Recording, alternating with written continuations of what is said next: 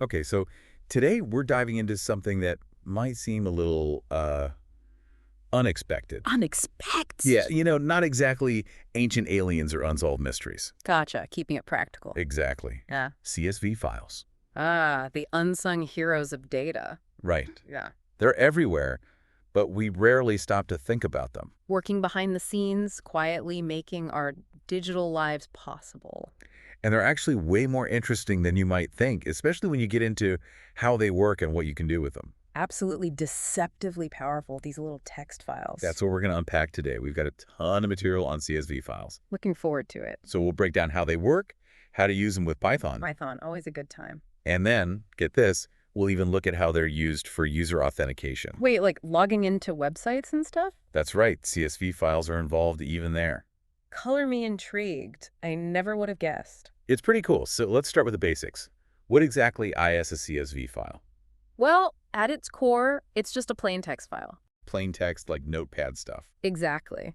But the magic is in how it's structured.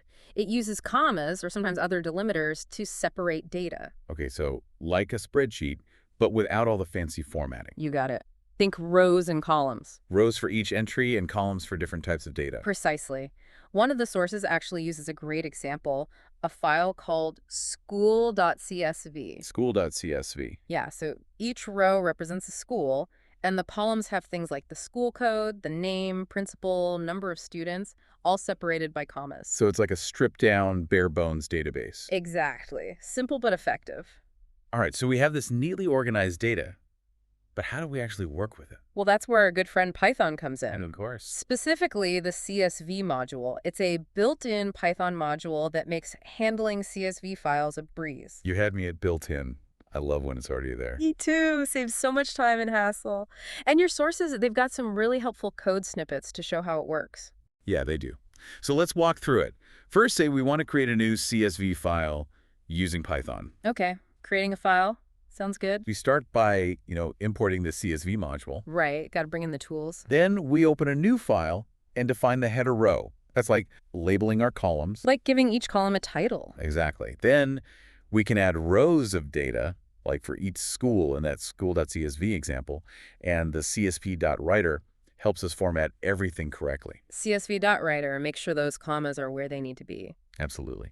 Now, what if we want to read data from an existing CSV file? Ah, going the other way. Yeah. Well, for that, we've got the CSV.reader. CSV.reader. Yep, it lets you go through each row, extract the data you need. You could just print it out or, use it for calculations, analysis, all sorts of things. So we're not just limited to looking at the data, we can actually use it.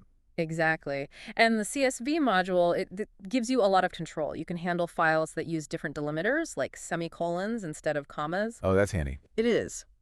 Or you can choose to read only certain columns, skip others. I see. So like if you only need the school name and number of students, you can just grab those. Precisely. It's all about flexibility. That's really cool.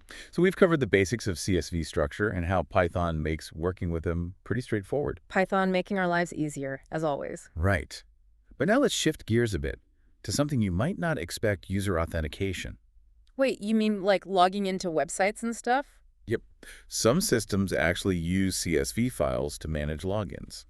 Really? I always thought that was way more complex. It can be, but CSV files offer a simple and surprisingly effective way to do it. Okay, I'm all ears. How does that work?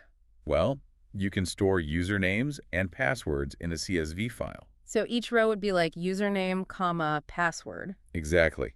When someone tries to log in, the program checks their input against the data in the file. If there's a match, they're in.